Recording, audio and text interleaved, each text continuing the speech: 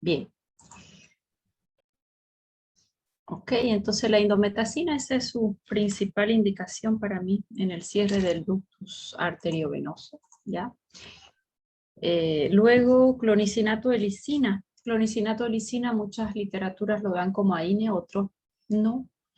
Es un poco intermedio entre un antimuscarínico y un AINE, porque él tiene su efecto relajante en músculo liso, similar a los antimuscarínicos. Sin embargo, sí está dentro del grupo que inhibe la ciclooxigenasa más a la COX-2 que a la COX-1. Sí tiene un efecto central, un efecto analgésico central, que a la vez le hace tener cierto grado de relajación en músculo liso. Entonces sí me puede ser útil en un dolor visceral, más no superior a un antimuscarínico o a una dipirona que tiene su importante efecto a nivel de vía óxido nítrico, haciendo una hiperpolarización y relajando músculo liso. En ataques de migraña de inicio, cuando es de origen intestinal por algún tipo de alimentos que haya recibido el paciente, ahí lo usamos con éxito. Más si la migraña ya se desató, es más difícil de controlar y necesitará un antimigrañoso.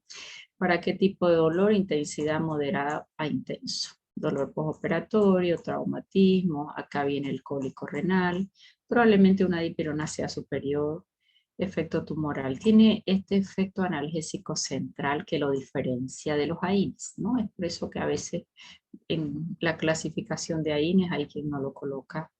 No es antiagregante plaquetario, o sea que va a ser útil en un postoperatorio que ha sido muy manipulado y esperamos alto riesgo de sangre. El efecto, perdón, a los 30 minutos ya tengo un efecto máximo. Generalmente lo usamos en ampolla, semivida es relativamente corto, podemos usar casi 8 horas. Tiene su toque de intenso metabolismo hepático. Cuando yo digo intenso metabolismo hepático, no significa que sea tan hepatotóxico como un paracetamol, sino que sobrecarga el hígado, ¿no? Una cosa es la sobrecarga, otra cosa es la hepatotoxicidad por un metabolito que daña la función hepática. Cuando hay sobrecarga hepática y ves las transaminasas, empiezan a subirse un poco, retiras el fármaco, el paciente se recupera. No es el caso del paracetamol, donde ese metabolito es hepatotóxico. Eliminación renal, semivida relativamente corta. Yo siempre les voy indicando ahí, no puedo borrar, lo más importante en su farmacocinética, ¿no?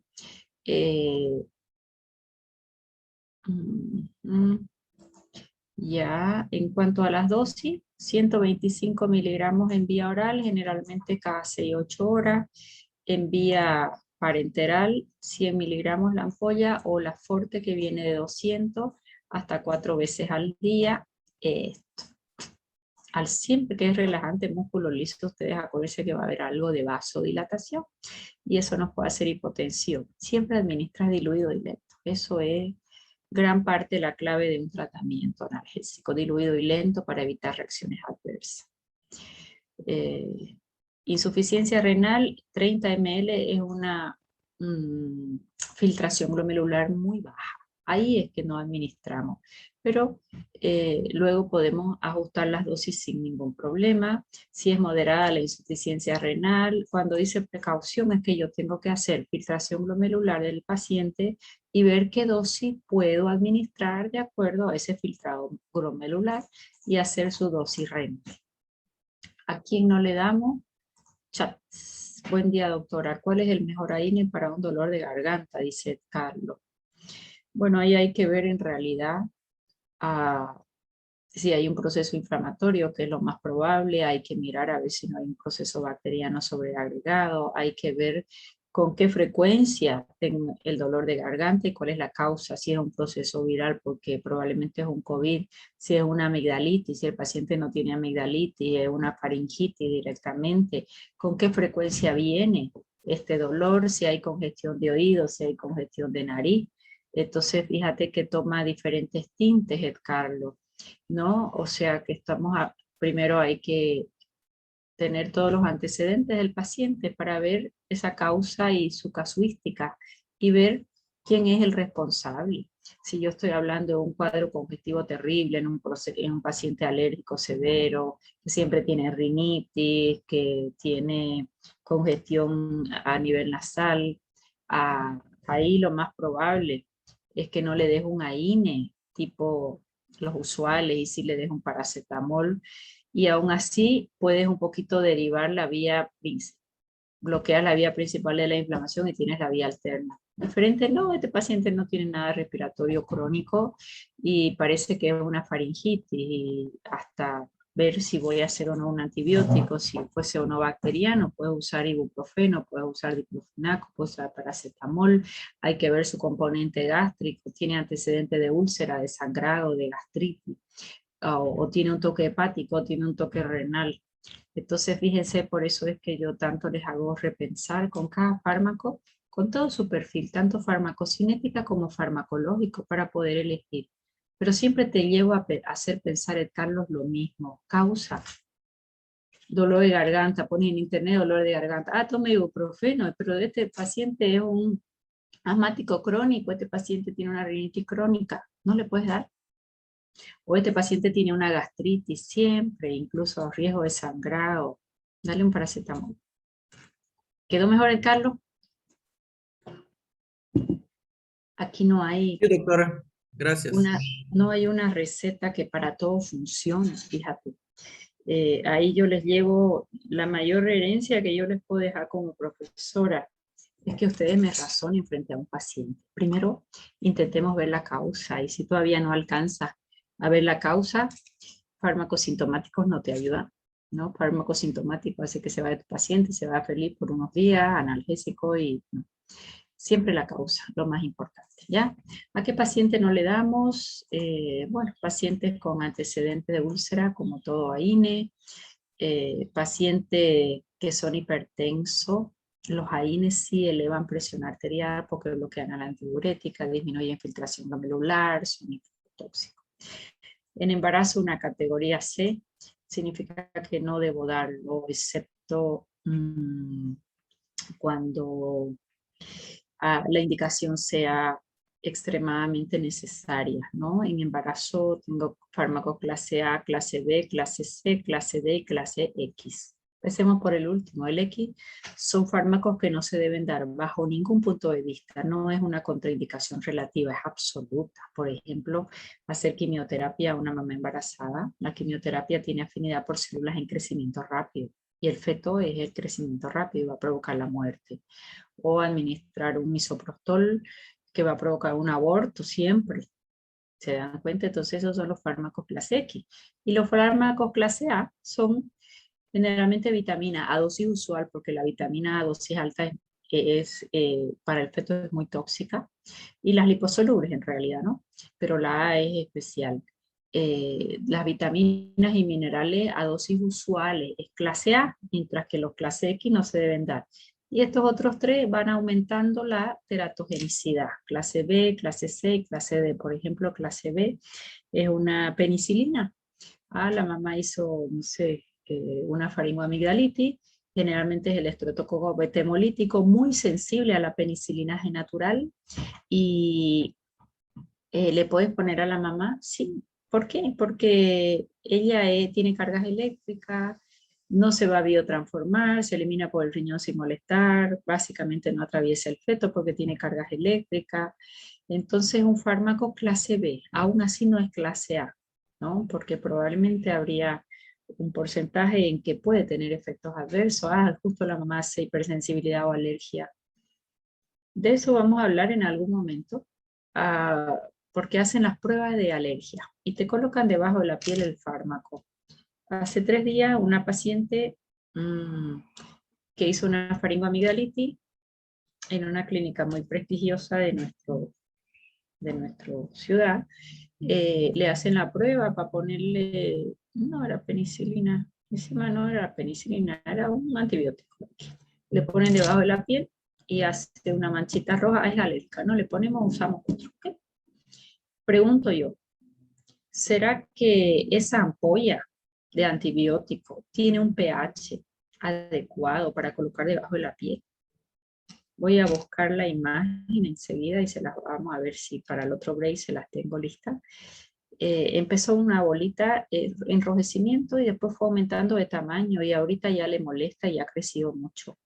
Esa zona se inflamó y empezó un cuadro inflamatorio, a hacer una fibrosis y a hacer una masa, porque el cuerpo intenta, este cuerpo extraño que entró y que agredió, probablemente por su pH, circunscribirlo a una zona, y fue aumentando de tamaño de inflamación, una inflamación crónica. Eso no se debe hacer, siempre se va a poner rojo. ¿Por qué? Porque el pH que tiene esa solución está agrediendo debajo de la piel, a no ser que el fármaco sea para administrar subcutáneo, de otro canto. ¿Ya? Pero eso no es. Yo siempre les digo que eso lo aprendí muy bien de un profesor de farmacología. ¿Cuál es la única prueba? Prueba no, la única tranquilidad que tú tienes, que tu paciente no te haga, no diré un shock anafiláctico. ¿Cuál es tu única respaldo para que un shock anafiláctico no le provoque la muerte a tu paciente? Porque todos estamos sujetos a hacer una alergia severa. Y no se da siempre a la primera administración, se da a partir de la segunda, en la tercera, en la cuarta, en la quinta, en la sexta, en la décima. Puede ir aumentando el título de anticuerpo, que es lo único que como médico te puede dejar tranquilo de que se coloque una penicilina a tu paciente, que se coloque en un centro donde pueda tener un auxilio rápido si hace un shock anafiláctico. Por eso cuando doy clase en farmacia recalco mucho. A veces la farmacia dice, lo compra acá y le coloco gratis, porque saben colocar. No es el problema la colocada. El problema es que si hace un shock anafiláctico, ¿quién le va a atender?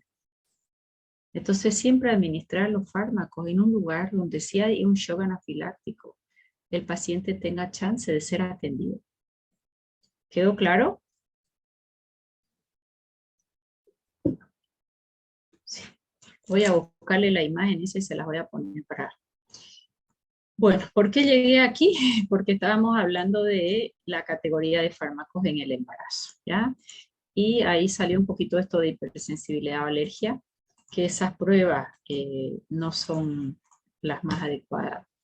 ¿A qué paciente no le damos un clonicinato de lisina? Paciente con antecedente broncoespasmo. Todos estos son cuadros generalmente respiratorios asociados con inflamaciones crónicas, ¿no? Eso lo hemos visto con este fármaco y con todos los demás.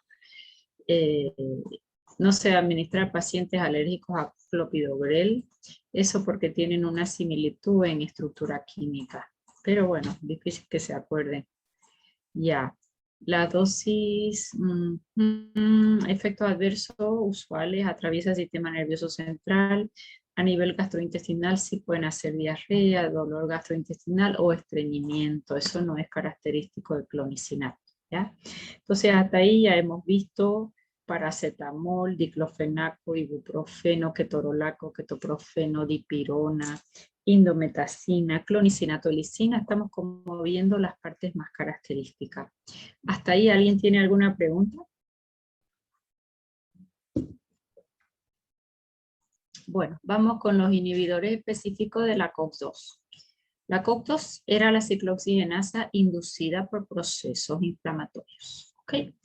Lo mejor del mundo, ¿qué es? Bloquear la COX-2 y no a la COX-1, porque esa era constitutiva. Sin embargo, fueron fármacos que entraron haciendo mucho ruido, y después de hacer mucho ruido, se los retiran del comercio. ¿Qué pasó? Resulta que el índice de muerte en los pacientes por tromboembolismo aumentó, y empezaron a mirar la causa, y todos estos pacientes empezaban a tomar estos inhibidores de la COX-2, rofecoxib, celecoxib. ¿Y qué es lo que se vio? Que inhibían a la COX-2, y entonces disminuye dolor e inflamación efectivamente, sin ser gastrolesivo y sin ser nefrotóxico, pero estimulaban tromboxano, y tromboxano favorece la formación de trombo. Entonces se retira del comercio, después se vuelve a reintroducir, pero en su literatura es muy claro y te dice no usarlo en pacientes de forma crónica, no usar en pacientes añosos y que tienen alguna patología cardíaca, hipertensión, arritmia, que tienen que estar antiagregados, antiagregación plaquetaria para evitar cuadros de tromboembolismo. Más un paciente joven que es activo, que necesita un analgésico antiinflamatorio y que tiene gastritis, sí lo puedo usar sin ningún problema. El problema es en pacientes más añosos, pacientes con éxtasis muy quietos, pacientes con cuadros cardíacos y que necesitan estar antiagregados, porque el gran problema de estos inhibidores de la COX-2 fue que el riesgo de tromboembolismo aumentó mucho, ¿ya? Nosotros lo tenemos el Celecoxib de 200 en nuestro medio, buena protección gástrica, menos gastrolesivos, menos nefrotóxicos, más siempre utilizarlo, no de largo plazo, y en pacientes añosos con patologías cardíacas no es un buen fármaco. Ok, este fue el Rofecoxib, fue el primero. Esto fue un boom, imagínense. Gran problema de los AINES, ¿cuál fue? Gastrolesivo y nefrotóxico. ¿Y acá solo le voy a bloquear a la COX-2? Entonces el poder gastrolesivo lo pierdo, o el efecto adverso, o la inseguridad, y lo mismo con el nefrotóxico. ¿Y qué ocurrió? Que se lo suspende la comercialización. Ahí está el estudio BIOPS, lo pueden revisar, y el CEOPS. No, estos son nombres comerciales con los que él se introdujo en el comercio. El estudio se llama el estudio Vigor. Ok, entonces se suspende Rofecoxib. ¿Por qué se tomó esa decisión que se discutió mucho, un poco precipitada para algunos? Porque en el ensayo clínico se demuestra que Rofecoxib en tratamientos prolongados incrementa el riesgo de accidentes cerebrovasculares. Estoy hablando de infarto, ictus, en comparación con un placebo.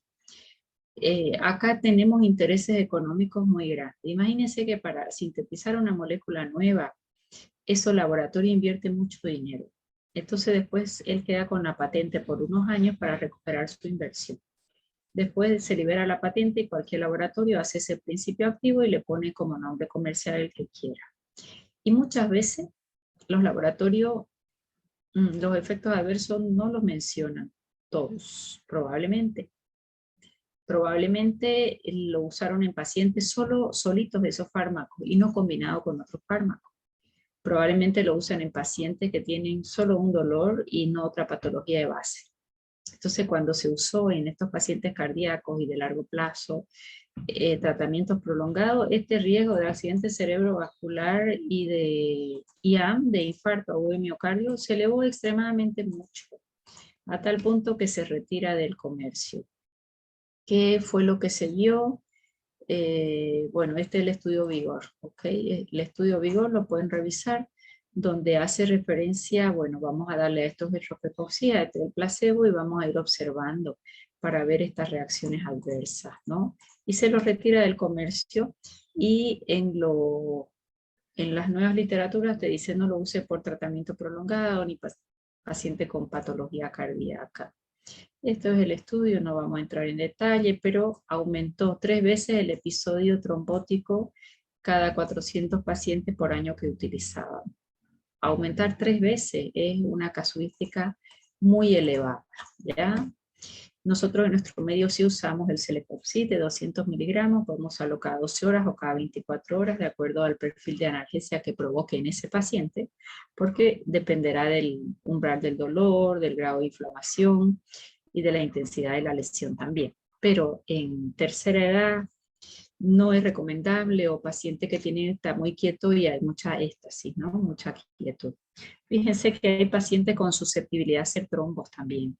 Por ejemplo, pacientes mujeres, bueno, obviamente, que toman anticonceptivos, hay un riesgo muy bajo de hacer accidentes tromboembólicos, inclusive mujeres jóvenes.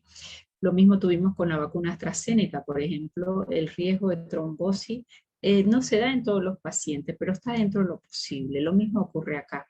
Acá con mayor razón porque probablemente estimula tromboxano. Tromboxano favorece agregación de plaquetas. ¿Quedó mejor?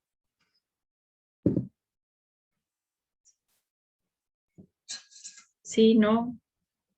¿Hay alguien en la clase? Sí, doctora. ¿Todavía Sí, quedamos, Jorge, alguno? Pregunten lo que necesiten, ¿ya? Para hacerla un poquito más dinámica la clase. No me es fácil sentarme y hablarle a mi computadora. Cuando me responden me siento un poquito más correspondida. ¿Dudas hasta aquí?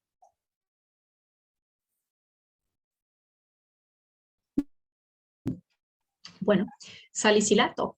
Ojo. Deje de compartir. Ahora volvemos, muchachos. Qué barbaridad. ¿El ¿Volví? salicilato es específico del coco? No. No, no. Específico de COX-2 es el Celecoxib y el Rofecoxib. Ya, ya. Rofecoxib fue Me estaba retirado del confundiendo. comercio, quedó el Celecoxib. Este es fármaco nuevo. ¿Sabes quién es salicilato? Dorado es la aspirina, ácido acetilsalicílico. Es otro grupo terapéutico. Los salicilatos ácido acetilsalicílico. Hay, la aspirina es el ácido acetilsalicílico. Está una sal del ácido acetilsalicílico, se llama salicilatol-lisina, que es soluble. Simplemente fue modificada, llega al organismo y libera el ácido acetilsalicílico, ¿ya? Y están los derivados del ácido acetilsalicílico y todo esto se usan principalmente en los ungüentos salicilados que tienen un olor característico. ¿Vieron cuando uno va al gimnasio y entra alguien más añoso que tiene una lesión, huele a salicilato, dice uno, ¿no? Ese es el olor característico de los salicilatos, son sales de ácido acetilsalicílico. Nosotros nos vamos a concentrar en aspirina, en ácido acetilsalicílico. ¿Quién sabe cuál es su perfil de efectos farmacológicos de la aspirina?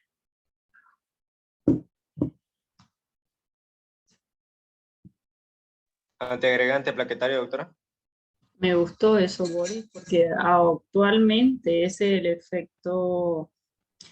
el efecto por el cual es más usado, antiagregante plaquetario, irreversible, inhibe tromboxano en la plaqueta hasta que esa plaqueta se muere. La plaqueta vive 10 días más o menos 2. Entonces, como antiagregante plaquetario, espectacular. El único problema es que el paciente pueda ser alérgico, tenga un cuadro respiratorio y no está indicado el ácido acetilsalicílico. Pero sí, hoy en día sí. Sin embargo, ella es analgésica, más antigua que paracetamol. Se las va ahí con la dipirona y siempre la usamos como antitérmico para bajar la temperatura, hasta que se vio que en los niños con cuadros virales podían hacer síndrome de Reyer.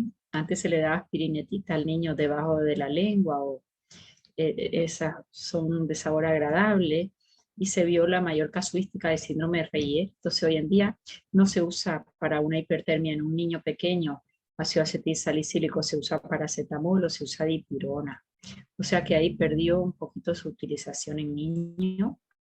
En adultos, a 1 gramo analgésico puede bajar la temperatura no superior a paracetamol y dipirona, y antiinflamatorio a dosis alta.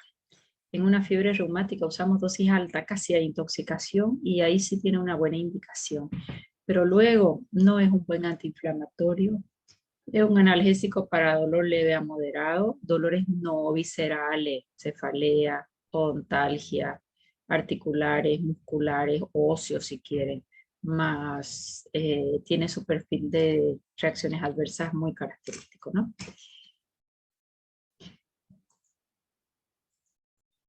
La dosis antiagregante plaquetaria es 85 miligramos, se hace el comprimido de 100 miligramos, pero 85 sería suficiente, ¿no?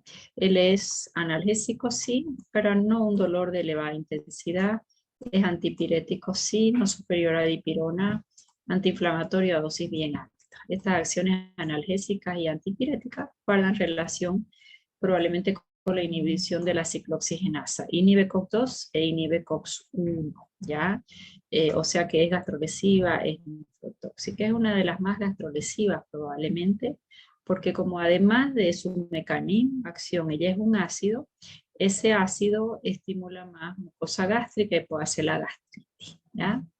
Estas acciones son interesantes. A dosis baja evita que el ácido úrico se elimine, perdón, y puede aumentar, en el túbulo renal, puede precipitar crisis de gota, pero si doy dosis más elevada, esta dosis casi que da mucha gastritis, no la usamos, puede ayudar a eliminar el ácido úrico porque evita que se reabsorba, el ácido úrico se secreta y después un poco se reabsorbe, le bloquea la absorción y se va.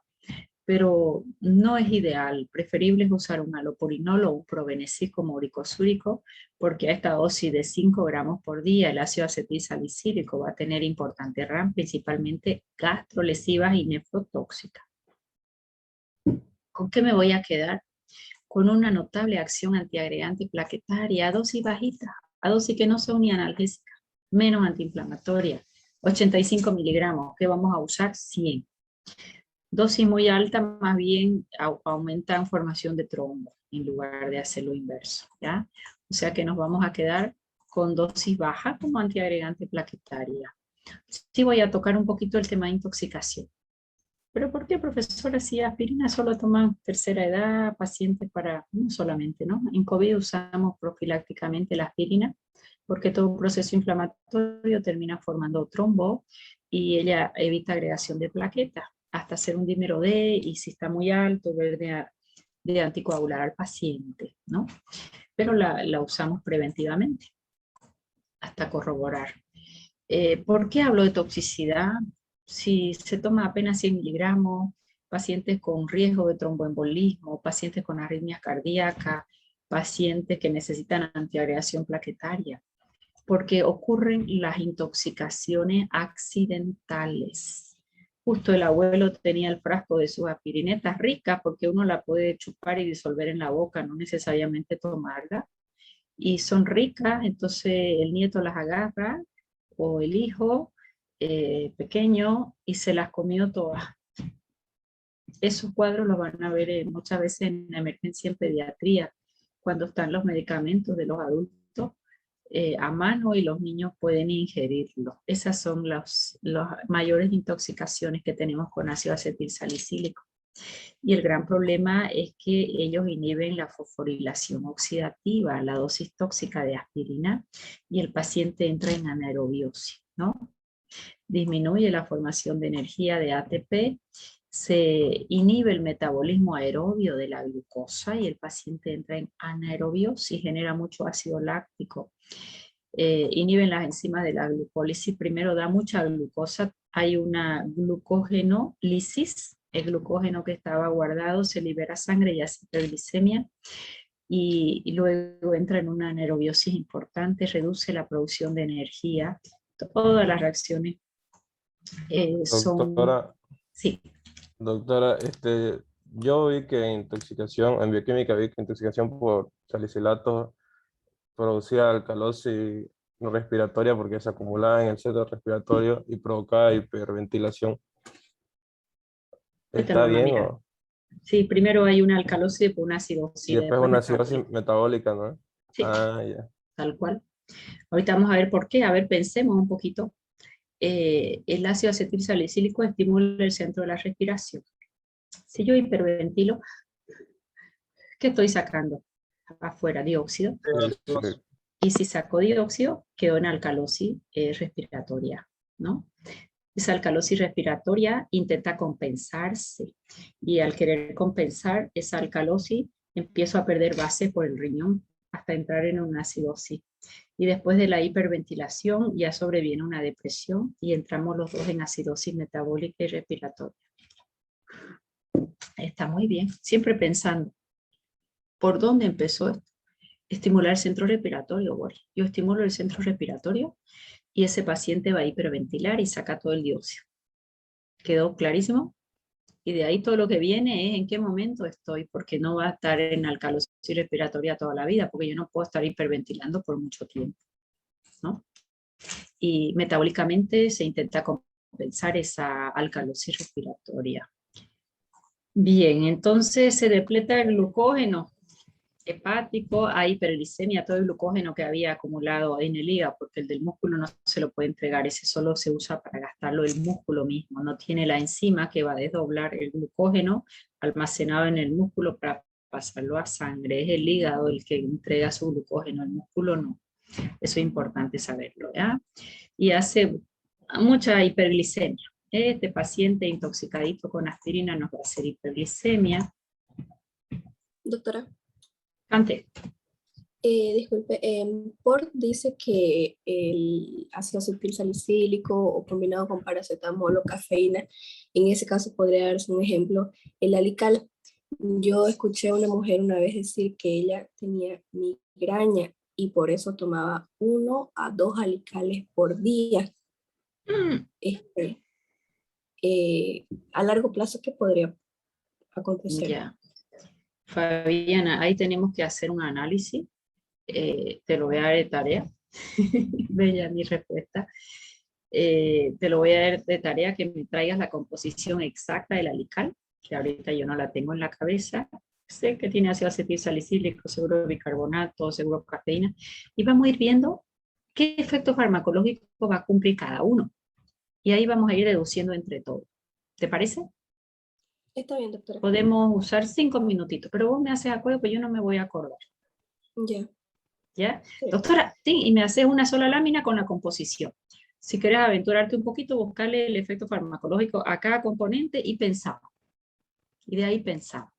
Si con el alical pasa su migraña o su dolor de cabeza, lo que ella tiene, a priori te lo digo, es un tema digestivo. Algo que come es lo que está desencadenando. Pero después lo charlamos, ¿ok? Ok, ¿Sí? doctora, gracias. Ya, bueno, vamos acá. Necesito acabar esto, creo que ya llevo 10 clases en AINE y seguimos todavía. A dosis tóxica, desacopla fosforilación. Ah, esto ya lo vi. Es la siguiente, la que quería. Ay, nunca puedo borrar tan rápido y me... Vamos. Ok. ¿Por dónde empieza todo? Para saber si hay acidosis, alcalosis. Estimula el centro de la respiración. Se ve más en adultos que en niños esto. Si estimula el centro de la respiración, se va para afuera. Dióxido de óxido respiratorio. ¿Ya? Más en adultos que en niños de pronto. ¿Qué hace mi cuerpo si estoy entrando en alcalosis respiratoria? Su riñón trata de eliminar ¿qué? Bicarbonato. Acá le falta un negativo, ¿no? Bicarbonato aumenta mucho el consumo de oxígeno, se produce, aumenta la producción de dióxido y ese paciente va a entrar a formar por la vía anaeróbica mucho ácido láctico. Fíjense que cuando van al gimnasio y hacen pesa es anaerobiosis, generan ácido láctico y eso hace el dolor muscular porque estás en un ciclo anaeróbico donde vas a formar ácido láctico. Entonces se puede producir una acidosis metabólica tratando de compensar la alcalosis respiratoria. Progresa el cuadro, van pasando las horas, progresa el cuadro y esta estimulación respiratoria deja de ser estimulación y ¿qué sigue? Nunca el cuerpo puede mantener una estimulación, va a entrar en depresión. Al haber depresión respiratoria ya no elimina tanto dióxido de carbono, se queda retenido dentro y hay una acidosis metabólica. Empezó alcalosis, luego sigue una acidosis y finalmente esta acidosis respiratoria más la metabólica, eso complica mucho al paciente. ¿Quedó mejor, Pedro? ¿O quién preguntó? ¿O Boris? No sé quién fue.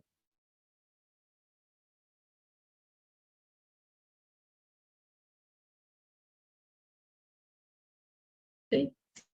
Bueno, signos de salicismo, cuando leen salicismo, que intoxicación o mucha dosis sin llegar todavía a un cuadro severo de intoxicación. ¿Y qué es lo primero que siente el paciente? Pitidos en los oídos, confusión mental, hiperventilación. A nivel metabólico va a haber signos de alcalosis metabólica. Inicialmente hay una estimulación del sistema nervioso central que terminará con una depresión incluso respiratoria, coma y muerte, así de simple. Todos estos síntomas de salicismo empieza con todo un cuadro estimulante respiratorio y después depresor respiratorio. ¿Qué es lo que vamos a tener que hacer? Según las horas en que han pasado desde que el paciente ingirió el fármaco, que son niños por intoxicación accidental generalmente, su lavadito gástrico con carbón activado, esto es una buena dosis, se le hace por sonda generalmente nasogástrica, porque es muy difícil tomar la solución con carbón, ¿ya? y por esa sonda puedes meter el carbón y meter líquido y aspirar y hacer el lavado superior, siempre superior, ¿no? 50 a 100 miligramos. En los adultos hay hipertermia también porque estimula el centro de la temperatura, pese a que él es antitérmico, ¿no? En dosis tóxica lo hace. Sale toda la glucosa que estaba acumulado a circulación sistémica, la glucosa es osmóticamente activa, atrae agua, deshidrata al paciente, ¿no? Este equilibrio ácido-base hay que ir corrigiendo, la cetosis, la hiperglicemia, muchas veces preciso colocar la insulina, provocar una diuresis alcalina forzada.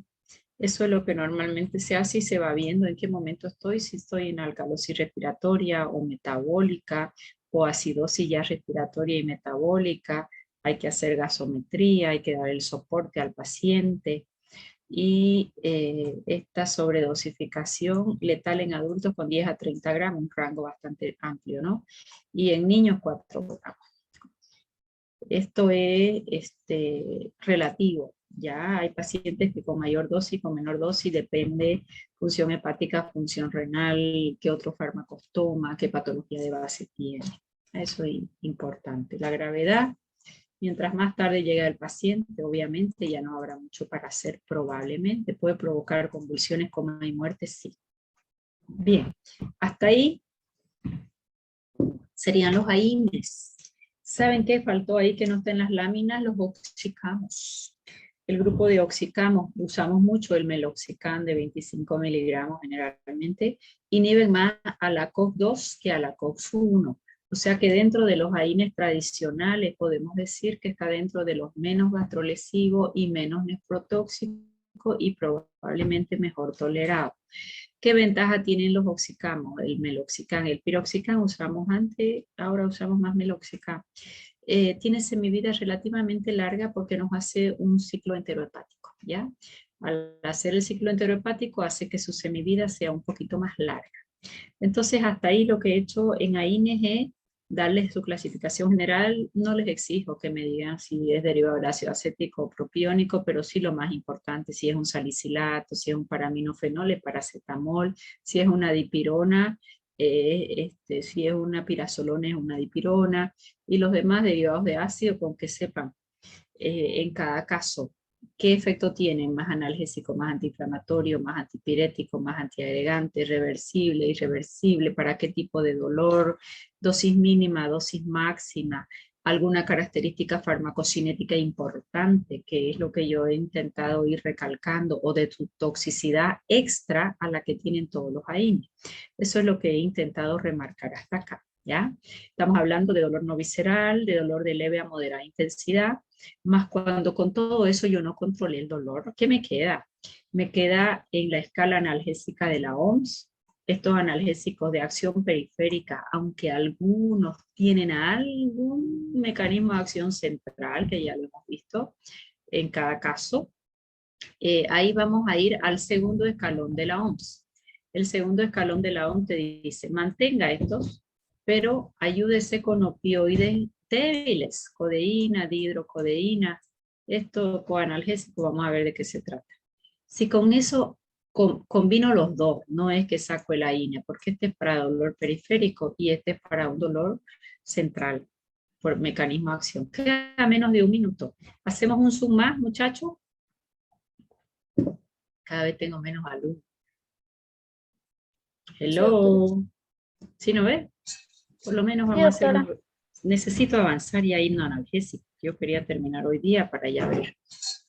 Un tema me falta de respiratorio y entrar a gastro, ¿ya? Vamos a descansar 5 minutitos y vamos a retornar. Por lo menos vamos a hacer unos 20 minutos. Entonces fíjense acá, cuando con esto, hasta aquí no controlé, voy a usar